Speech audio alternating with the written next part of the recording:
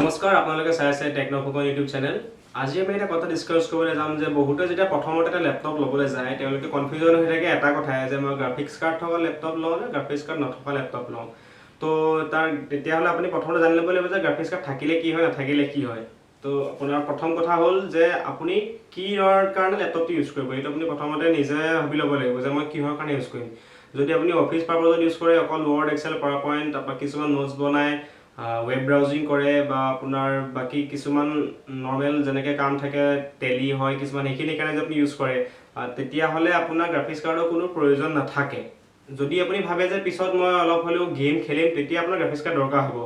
আৰু যদি আপুনি ভাবি আছে যে মই একেবাৰে হাই লেভেল গেম খেলিম মানে যিখিনি এতিয়া নতুন যিখিনি ৰিলিজ হৈছে সেইখিনি গেম খেলিম তেতিয়াহ'লেতো আপুনি গ্ৰাফিক্স কাৰ্ডৰ কথা ভাবিলেই নহ'ব, আপুনি প্ৰচেছৰটো এটা ভাল লোৱাৰ কথা ভাবিব লাগিব। কাৰণ গ্ৰাফিক্স কাৰ্ড আপোনাৰ i3 লেপটপৰ পৰা আহে আৰু i3 লেপটপত যদি গ্ৰাফিক্স কাৰ্ড থকা হ'লেও আপুনি যদি এটা যিটো হাই এণ্ড গেম আছে লগাই দিয়ে তেতিয়া আপোনাৰ তথাপিতো আপুনি ভাল পাৰফৰ্মেঞ্চ নাপাব।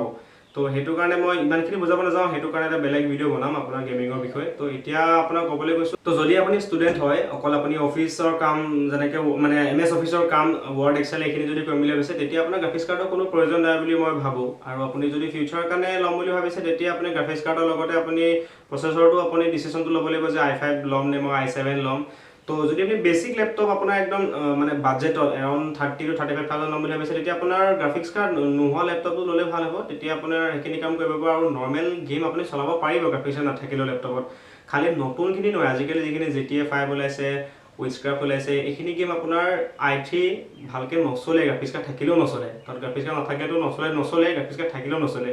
কিন্তু আপুনি পুৰণা গেম খেলিব পাৰিব যেনেকৈ আগতে আমাৰ যেতিয়া পুৰণা লেপটপ আছিলে তেতিয়া আমি মেক্স পেইন খেলিছিলোঁ, GTA Vice City খেলিছিলোঁ, IGI খেলিছিলোঁ, প্ৰজেক্ট IGI। তো সেইখিনি গেম আপোনাৰ এতিয়া যিকোনো লেপটপত চলিব গ্ৰাফিক্স নথকা।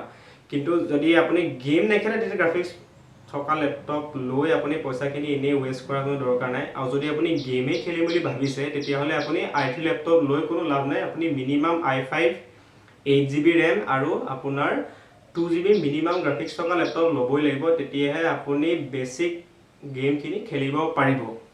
তো আশা ৰাখিছোঁ আপোনালোকক মই বুজাব পাৰিলোঁ। যদি কিবা বুজিবলৈ দিগদাৰ হৈছে আপোনালোকে কমেণ্ট কৰিব পাৰে, মই আপোনালোকক ৰিপ্লাই দিম। গোটেইখিনি ধুনীয়াকৈ বুজাই ৰিপ্লাই দিম, অকল ৰিপ্লাই দিম নহয় ভালকৈ বুজাই ৰিপ্লাই দিম। তো ঠিক আছে, আকৌ লগ পাম বেলেগ এটা ভিডিঅ'ত। মই এইটো বনালোঁ আৰু বেলেগ ভিডিঅ' লেপটপৰ বিষয়ে আহি থাকিব। আপোনাৰ i3 i5 বা আপোনাৰ যদি বেলেগ কনফিউজন আছে মই ভিডিঅ' দি থাকিম বা যদি ভিডিঅ' সেইটোৰ ওপৰত নবনেও আপোনালোকে মোক ক'ব পাৰে। তো ঠিক আছে, ধন্যবাদ।